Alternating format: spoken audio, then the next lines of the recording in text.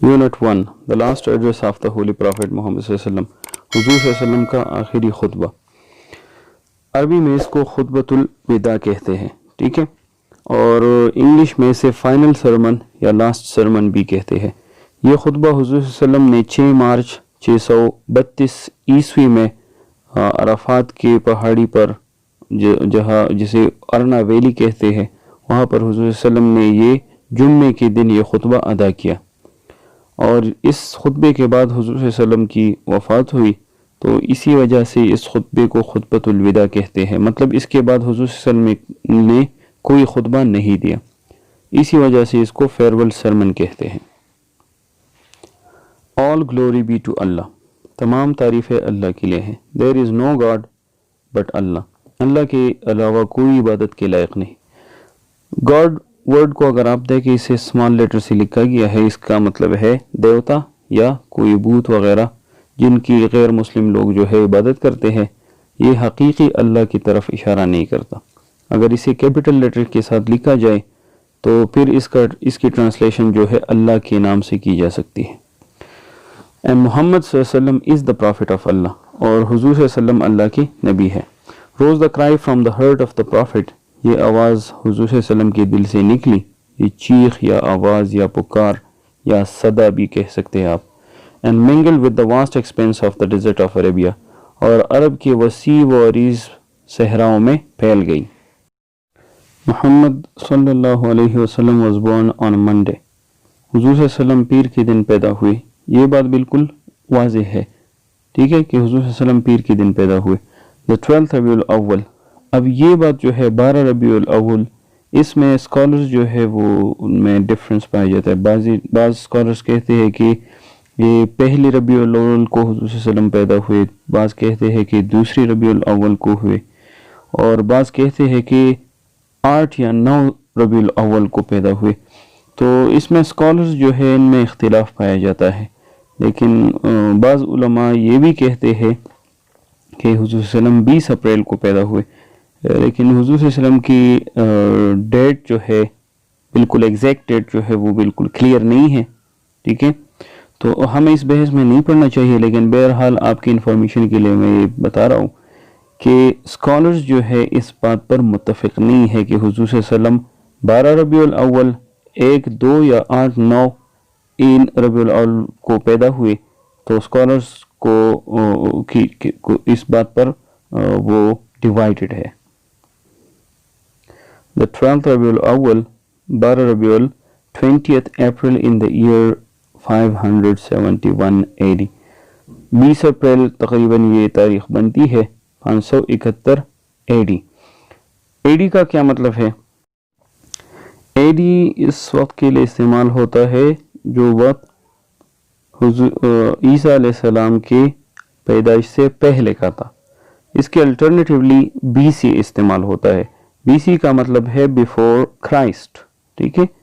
تو BC اس وقت کے لیے استعمال ہوتا ہے جو وقت عیسیٰ علیہ السلام کی پیدائش سے پہلے کا تھا. اور AD جو ہے آپ عیسیٰ علیہ السلام کی وفات کے بعد, وفات تو ہم نہیں کہہ سکتے کیونکہ عیسیٰ علیہ السلام جو ہے وہ بھی زندہ ہے اور آسمان میں ہے, ٹھیک ہے, وہ وفات نہیں پائے, لیکن ہم آفٹر ڈپارچر کہہ سکتے ہیں, ٹھیک ہے. عیسیٰ علیہ السلام جب آسمان تک اللہ نے ان کو بلایا, لوگ عیسائیوں کا تو یہ خیال ہے کہ عیسیٰ علیہ السلام جو ہے وہ سولی پر چڑھ کر وفات پا چکے ہیں, لیکن ایسا نہیں ہے. اسلام ہمیں بتاتا ہے کہ عیسیٰ علیہ السلام جو ہے ان کو اللہ نے اٹھا لیا تھا اس وقت جب وہ سولی پر چڑھائے گئے تھے, اور وہ ابھی زندہ ہے اور دوبارہ آئیں گے انشاءاللہ. تو AD جو ہے عیسیٰ علیہ السلام کے بعد جو وقت ہے اس کو کہتے ہیں. BC جو ہے بیفور, یہ آپ یاد رکھیں, بیفور کرائسٹ, ٹھیک ہے, عیسیٰ علیہ السلام کے پیدائش سے پہلے کا وقت ہے. He belonged to the family of قریش. حضور صلی اللہ علیہ وسلم کا تعلق قریش خاندان سے تھا. The nobility of Arabia, جو عرب کی سب سے معزز خاندان تھی. اس وقت عرب قبائل جو تھے, عرب میں بہت مختلف لوگ قبائل جو تھے آباد تھے. His family is traced back to Hazrat Ismail alayhi salam and Hazrat Ibrahim alayhi salam.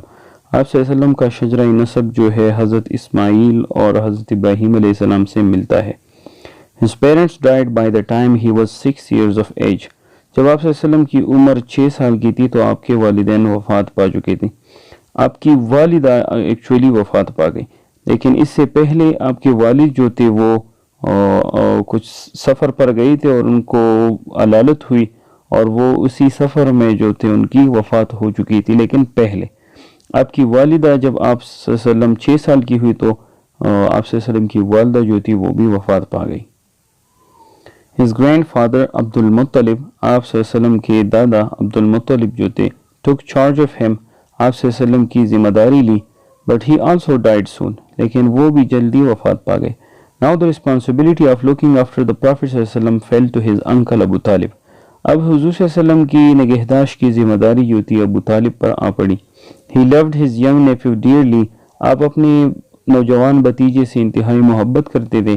And did all he could to rear him well، اور آپ نے ان کے لیے وہی کچھ کیا جو آپ کر سکتے تھے تاکہ ان کی اچھی بہتر پرورش ہو. The Prophet صلی اللہ علیہ وسلم grew up to be so honorable and trustworthy، حضور صلی اللہ علیہ وسلم اتنے معزز اور اتنے ایماندار بن کر جوان ہوئے that people called him الامین، اور کہ لوگ آپ کو الامین کے نام سے، لیکن صرف الامین نہیں، الصادق بھی آپ صلی اللہ علیہ وسلم کو کہا گیا تھا. تو آپ صلی اللہ علیہ وسلم کے 2 القاب تھے، الامین اور الصادق. ٹھیک ہے. The Prophet صلی اللہ علیہ وسلم used to retire to and pray in a cave in Mount Hira for some days every year. حضور صلی اللہ علیہ وسلم کی یہ عادت تھی کہ وہ اکثر اوقات سال کے آخری دنوں میں ہیرا پہاڑ کے ایک غار میں جا کر وہ عبادت کرتے، وہاں قیام پذیر ہوتے. During the last days of Ramadan، رمضان کے آخری دنوں میں the most wonderful thing happened to him، حضور صلی اللہ علیہ وسلم کے ساتھ ایک عجیب واقعہ ہوا. Through the angel Gabriel، جبریل علیہ السلام جو فرشتہ ہے، اللہ revealed to him the true religion، اللہ نے آپ صلی اللہ علیہ وسلم پر سچا دین اسلام جو ہے واضح کر دیا، ظاہر کر دیا، آپ پر اتارا، نازل ہوا. اور اسلام کیا ہے؟ the belief in the total submission to one true and only Allah. اور اسلام کا مطلب ہے صرف ایک واحد لا شریک اللہ میں یقین رکھ. the most merciful، جو انتہائی رحیم ہے، انتہائی مہربان ہے، and the mighty، اور بہت زیادہ قوت والا ہے، بہت زیادہ طاقت والا ہے. thereafter، اس کے بعد مطلب وہی ریسیو کرنے کے بعد the Prophet صلی اللہ علیہ وسلم spared no effort in preaching the true religion، حضور صلی اللہ علیہ وسلم نے کوئی بھی موقع ہاتھ سے نہیں جانے دیا سچے دین اسلام کی تبلیغ کرنے میں. he suffered great hardship، آپ صلی اللہ علیہ وسلم نے بڑے تکالیف جو تھے، سختیاں جو تھی برداشت کی. but nothing could move him from his chosen path، لیکن کوئی بھی چیز آپ صلی اللہ علیہ وسلم کو اپنے رستے سے، منتخب کیے ہوئے رستے سے ہٹا نہیں پائی. اس کی مثال آپ کو میں دے سکتا ہوں کہ جب حضور صلی اللہ علیہ وسلم نے اپنی دعوتی تبلیغ کا کام شروع کیا تو پہل تو لوگ جو تھے وہ آپ صلی اللہ علیہ وسلم کی مخالفت کرتے رہے اور آپ صلی اللہ علیہ وسلم کی راہ میں رکاوٹیں ڈالتے رہے، تکالیف آپ کو پہنچاتے رہے. لیکن جب ان کو پتہ چلا کہ یہ اس سے کام نہیں ہو رہا تو پھر انہوں نے کچھ آفرز کی حضور صلی اللہ علیہ وسلم کو. ان آفرز میں انہوں نے یہ بھی کہا تھا کہ اگر آپ چاہے تو ہم آپ کو مدینے کا، مکے کا سردار بنا دیں گے، ٹھیک ہے، آپ چاہے تو ہم جتنی خوبصورت لڑکیاں ہیں ہم آپ کی ان سے شادی کرا دیں گے، ٹھیک ہے، اور اگر آپ دولت چاہتے ہیں یا کوئی پولیٹیکل پوزیشن آپ چاہتے ہیں تو ہم آپ کو وہ پوزیشن بھی دیں گے، ٹھیک ہے. لیکن حضور صلی اللہ علیہ وسلم کا جواب کیا تھا؟ انہوں نے کہا کہ اگر آپ میرے ہاتھ میں، ایک ہاتھ میں آپ میری چاند رکھ دیں، دوسرے ہاتھ میں آپ میری سورج رکھتے ہیں، تب بھی میں اپنے اس رستے سے نہیں ہٹوں گا. تو پھر ان لوگوں کا اندازہ ہو گیا کہ اب حضور صلی اللہ علیہ وسلم جو ہے اپنی بات سے وہ ہٹنے والے نہیں ہے. Hundreds of people embraced Islam، سینکڑوں کی تعداد میں لوگوں نے اسلام قبول کیا. at the hands of the noblest of men، شریف لوگوں کے ہاتھوں. وہ شریف لوگ کون تھے؟ صحابہ کرام، ان کے ہاتھوں سینکڑوں لوگوں نے اسلام قبول کیا۔ When the Prophet ﷺ realized that his end was drawing near، جب آپ صلی اللہ علیہ وسلم کو اس بات کا اندازہ ہوا کہ آپ کے آخری دن آ پہنچے ہیں، he felt the intense need of conveying to the people his final message، تو آپ صلی اللہ علیہ وسلم کو اس بات کا شدت سے احساس ہوا کہ لوگوں تک آپ نے اپنا آخری پیغام جو ہے پہنچانا ہے۔ Before performing his last pilgrimage at مکہ، اپنا آخری حج، اور یہاں میں بتاتا چلوں کہ حضور صلی اللہ علیہ وسلم نے صرف ایک حج ادا کیا، ادا کرنے کے بعد he decided to address the faithful، آپ صلی اللہ علیہ وسلم نے فیصلہ کیا کہ مومنوں کو خطاب کیا جائے۔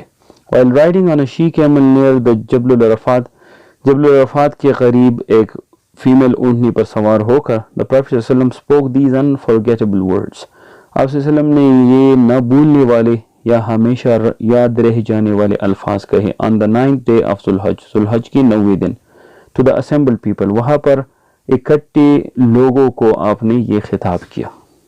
تو اللہ کی تعریف کرنے کے بعد آپ صلی اللہ علیہ وسلم نے یہ الفاظ کہے، Listen to my words، میری بات کو سنو، باتوں کو سنو، For I do not know whether I shall be granted another year to be amongst you، کہ کیونکہ مجھے نہیں پتا کہ اگلے سال میں آپ کے درمیان ہوں گا کہ نہیں۔ Your lives and property are a sacred trust among yourselves، آپ کے جائیداد properties، آپ کی زندگی lives are a sacred trust among yourselves، آپ کے ساتھ ایک مقدس امانت ہے until you appear before the Lord، حتیٰ کہ آپ اللہ کے سامنے پیش ہوں گے۔ And remember، اور یاد رکھنا، you shall have to appear before your Lord، تمہیں ضرور اپنے رب کے سامنے پیش ہونا ہے۔ Who shall demand from you an account of all your action، اور وہ اللہ آپ سے آپ کے تمام چیزوں کے بارے میں، جو کام آپ نے کیے ہیں، جو پیسے آپ نے خرچ کیے ہیں، جو چیزیں آپ نے لگائی ہے، سبھی چیزوں کا، اور جو برے کام کیے ہیں، اچھے کام کیے ہیں، ان کا حساب لے گا۔ You have rights over your wives، تمہارا تمہاری بیویوں پر حقوق ہے۔ And your wives have rights over you، اور تمہاری بیویوں کا تم پر حق ہے۔ Treat them with kindness and affection، ان کے ساتھ انتہائی محبت اور خلوص کا سلوک کریں۔ Be faithful to each other، ایک دوسرے کے وفادار رہے۔ And do not commit sins، اور کوئی گناہ وغیرہ جو ہے نہ کرے۔ Interest on the loans is forbidden to you، قرضوں پر سود لینا جو ہے آپ کے لیے حرام کیا گیا ہے۔ No murders committed during the days of ignorance جاہلیہ are to be avenged، دور جاہلیت میں آپ نے جو برے کام کیے ہیں یا آپ نے جو قتل کیے ہیں، اس کا آپ نے اب بدلہ نہیں لینا۔ Do not forget، یہ بات آپ نے نہیں بھولنا، that every Muslim should be truly a brother to every other Muslim، کہ ہر ایک مسلمان جو ہے وہ سچائی میں، حقیقت میں دوسرے مسلمان کا بھائی ہے۔ There is no preference for the Arabs over the non-Arabs or the non-Arabs over the Arabs، کوئی عربی یا اجمی پر اس کو فوقیت حاصل نہیں ہے، یا کسی اجمی کو کسی عربی پر فوقیت حاصل نہیں۔ Feed and clothe your slaves with such food as you eat yourselves، اپنے غلاموں کو وہ کھانا دو اور وہ کپڑے پہناؤ جو کھانا تم خود کھاتے ہو، جو کپڑے تم خود پہنتے ہو۔ And with such clothes as you wear yourselves، اور ان کو وہ کپڑے پہناؤ جو آپ خود پہنتے ہو۔ If they commit a fault، اگر وہ کوئی غلطی کرتے ہیں which you find hard to forgive، جس کو معاف کرنا آپ کے لیے مشکل ہو، let them go away، ان کو معاف کر دو۔ And do not treat them harshly، اور ان سے سختی سے مت پیش آؤ۔ جی حضور صلی اللہ علیہ وسلم نے اس طرح کیا ہے، ہمیشہ اگر کسی غلام نے غلطی کی ہے تو آپ صلی اللہ علیہ وسلم نے ان کو معاف کیا ہے، اور آپ صلی اللہ علیہ وسلم نے ان سے سختی نہیں برتی بلکہ بڑی نرمی کے ساتھ آپ نے ان کو معاف کیا۔ Be kind and just to everyone، ہر ایک شخص کے ساتھ مہربانی کا سلوک کرو، ان کے ساتھ انصاف کرو۔ او پیپل، آخر میں حضور صلی اللہ علیہ وسلم نے لوگوں کو مخاطب کرتے ہوئے کہا، او پیپل، اے لوگو، have I fulfilled my mission، کیا میں نے اپنا مقصد جو ہے پورا کر لیا ہے؟ In truth you have، ہاں حقیقت میں آپ نے کر دیا ہے۔ Replied the 100,000 mouths of the pilgrims، کیا مطلب لوگوں نے بیک آواز جواب دیا، او اللہ، حضور صلی اللہ علیہ وسلم اب کہہ رہے، او اللہ، اللہ کو مخاطب ہو کر، اے میرے اللہ بی thou my witness، تو میرا گواہ رہنا، said the Prophet صلی اللہ علیہ وسلم، حضور صلی اللہ علیہ وسلم نے فرمایا۔